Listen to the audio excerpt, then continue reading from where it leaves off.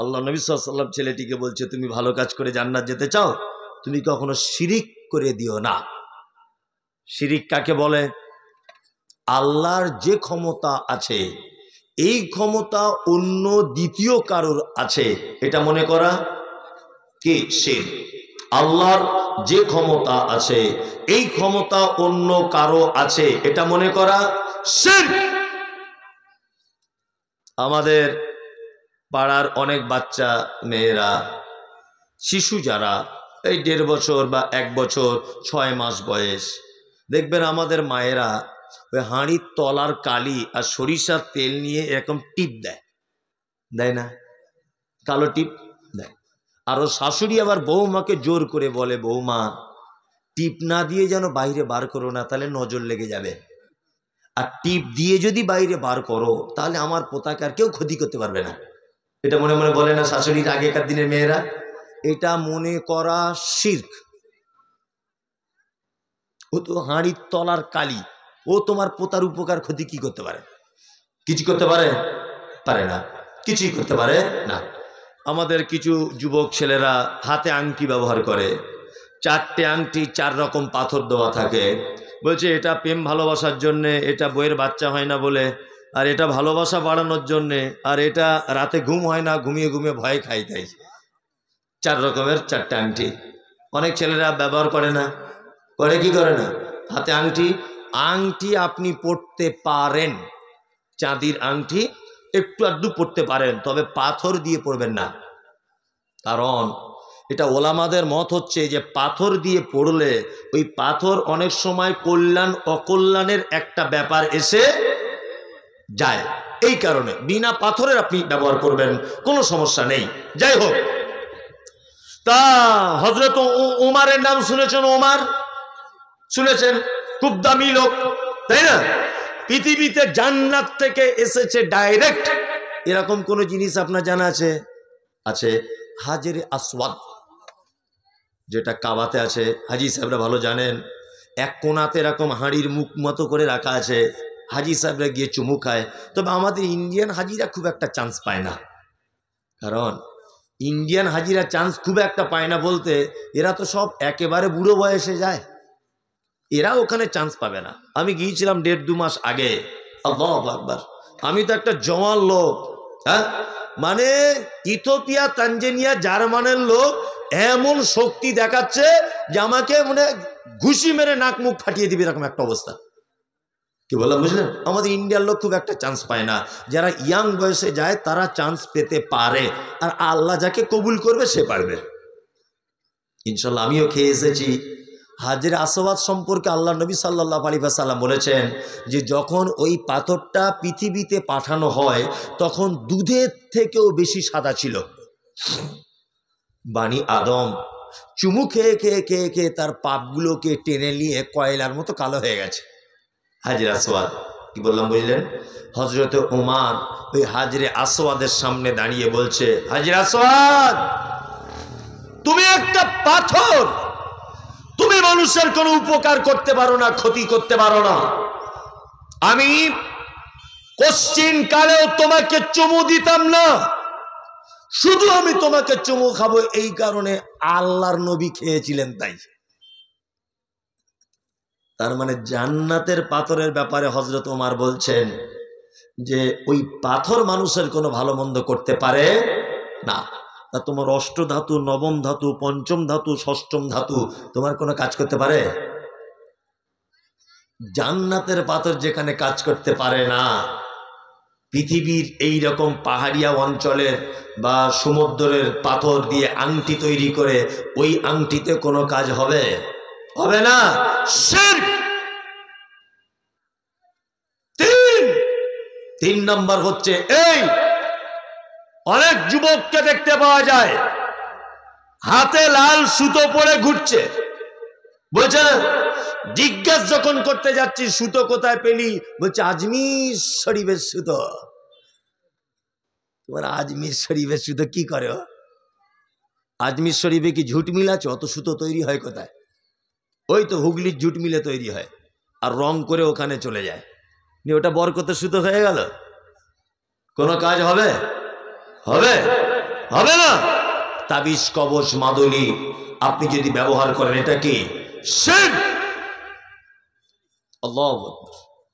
আমাদের কিছু দলে আলেম ওলামাও আছে যারা তাবিজ টাবিজ লেখে, এরকম আলেম আছে না, গোপনে গোপনে দেয় না।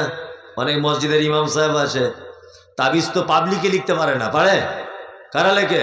হুজুর, তাই না? বড় হুজুর, বড় পাঞ্জাবি পরে, বড় দাড়িওয়ালা, বড় পাগড়িওয়ালা তাবিজ লিখে দিচ্ছে। আল্লাহু আকবার। কি অসভ্য জাতি এখনো পর্যন্ত বুঝতে পারলো না যে শিক্ষিত সমাজ আপেল বেদানা এটা খেলে শরীরের পুষ্টি হয়। এখন আপেল বেদানা কেউ যদি গলায় ঝুলিয়ে ঘোরে তাহলে তাতে কোনো কাজ হবে? হবে? হবে না।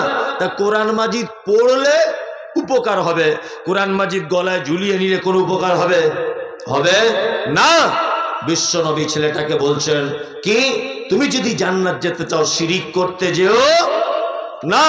পৃথিবীতে একটা মাত্র পাপ আছে, খুব ডেঞ্জারাস পাপ, সেটা হচ্ছে এই, কোন লোক যদি নামাজ যদি না পড়ে এ লোকটা জাহান্নামে যাবে। কোন লোক যদি সুদে খায় লোকটা জাহান্নামে যাবে। কোন লোক যদি পিতামাতার সঙ্গে অসদ্ব্যবহার করে ও জাহান্নামে যাবে। কোন লোক যদি মিথ্যাভাবে কাউকে হত্যা করে তাহলে ও জাহান্নামে যাবে। কিন্তু লা ইলাহা ইল্লাল্লাহ এইটা তার বিশ্বাস ছিল, এই কারণে ও কোনো না কোনো একদিন জাহান্নাম থেকে পরিত্রাণ পেয়ে জান্নাতে যাবে। কি বললাম বুঝলেন? কিন্তু পৃথিবীতে একটা ডেঞ্জারাস পাপী আছে, যে পাপীকে কোশ্চিন কালো জাহান্নাম থেকে মুক্তি দেওয়া হবে না। সে কে? সে হচ্ছে শিরিককারী, যে শিরিক করা অবস্থাতে মারা গেছে, ক্ষমা চাওয়ার তার নসিবে হয়নি। এই লোকটা চিরস্থায়ী জাহান্নামের ভিতরে থাকবে।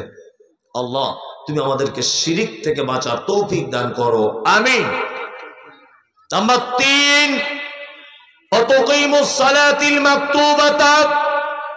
মুহাম্মদ সাল্লাল্লাহু আলাইহি ওয়াসাল্লাম তিনি বলছেন যে যুবক, তুমি যদি জান্নাতে যদি যেতে চাও, তুমি কখনোই যেন ফরজ সালাত বা নামাজ ছেড়ে দিও না। আমরা সকলেই নামাজ পড়ি, পড়ে কি পড়ি না? যারা এখানে বসে আছি পড়ি না? আচ্ছা, আমরা কিছু কিছু জিনিস সত্যি খুব ভুল করি। যত নফল রোজা, যত নফল নামাজ, আচ্ছা বলুন না, ছেলেরা বেশি করে না মেয়েরা বেশি করে? মেয়েরা।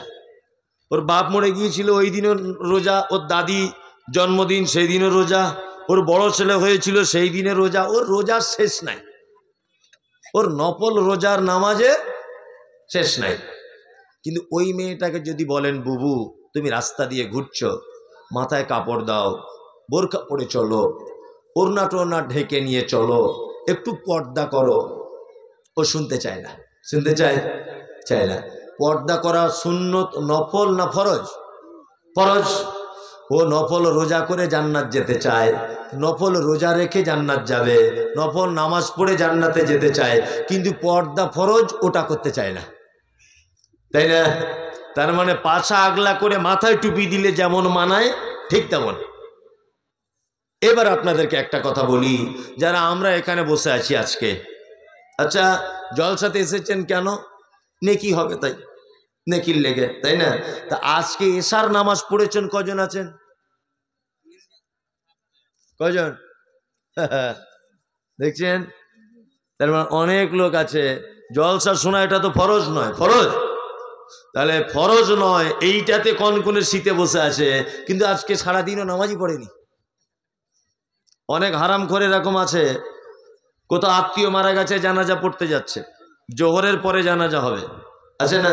তা জোহরের পরে জানাজা হবে, ও মসজিদে সবাই নামাজ পড়তে ঢুকছে, আর ও মাথাতে একটা রুমাল দিয়ে জানাজার মাঠে দাঁড়িয়ে আছে, জোহরের ফরজ নামাজ পড়ছে না।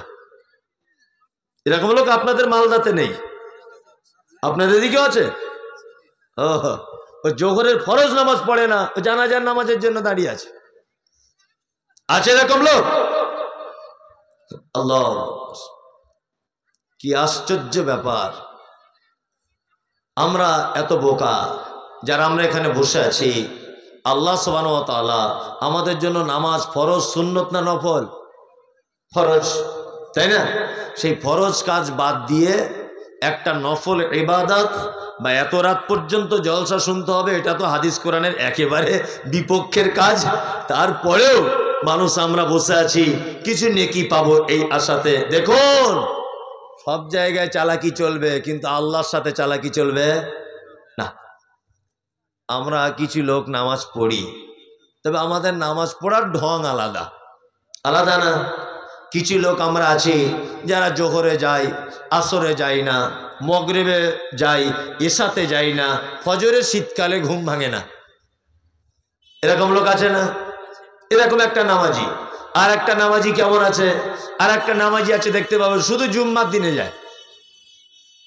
আর একটা নামাজি আছে 2 ঈদে যায়। আর একটা নামাজি আছে 5 ওয়াক্তেই যায়, কিন্তু দুয়া দরুদ কিছু বুঝে না। এ কিন্তু 5 ওয়াক্তেই যায়। কোন কোন কোন কোন করে শীতে ঠকতে ঠকতে মসজিদে যাচ্ছে, যাচ্ছে না? চাচা রুকু থেকে উঠে কি দোয়া বলে বাপ? বলছে অত বড় দোয়া মুখস্থ করতে পারছি না। হয় নাকি, বয়স হয়ে গেছে?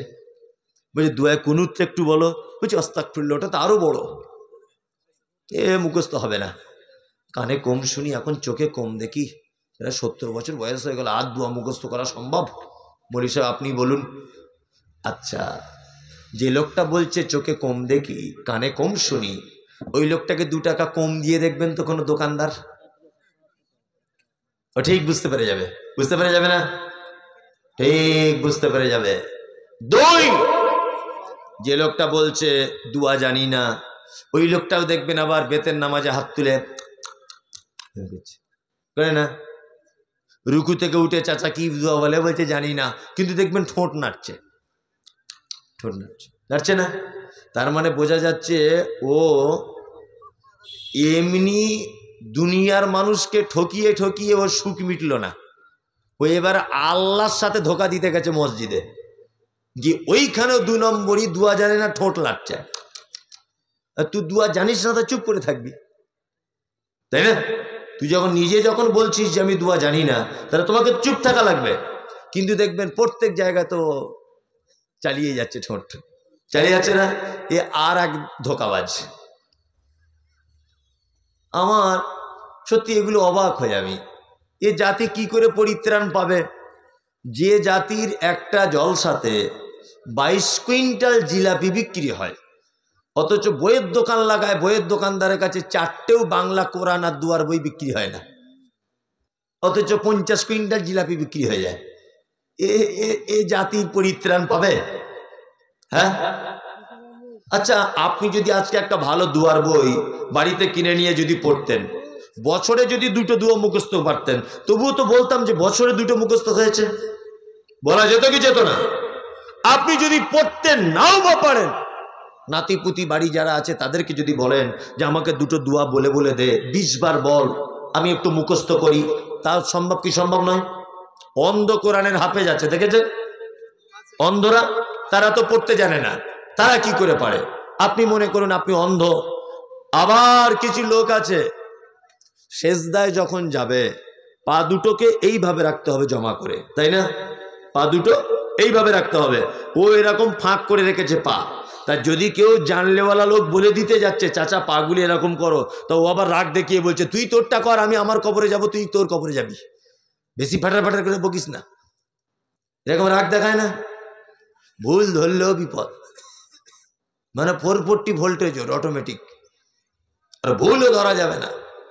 আশ্চর্য ব্যাপার। আল্লাহ আমাদের প্রত্যেককে তুমি ফরজ সলাতটুকু আদায় করার তৌফিক দান করো, আমিন আমিন। সলাত যদি আদায় আপনি না করেন, এটা মসজিদের জলসা, তাই না? মসজিদের জলসা, হ্যাঁ। তা মসজিদের সব কমিটিরা এখানে বসে আছে, এরা মসজিদ করার জন্য সব মোটামুটি জলসা করতে হবে, চাঁদা তুলতে হবে।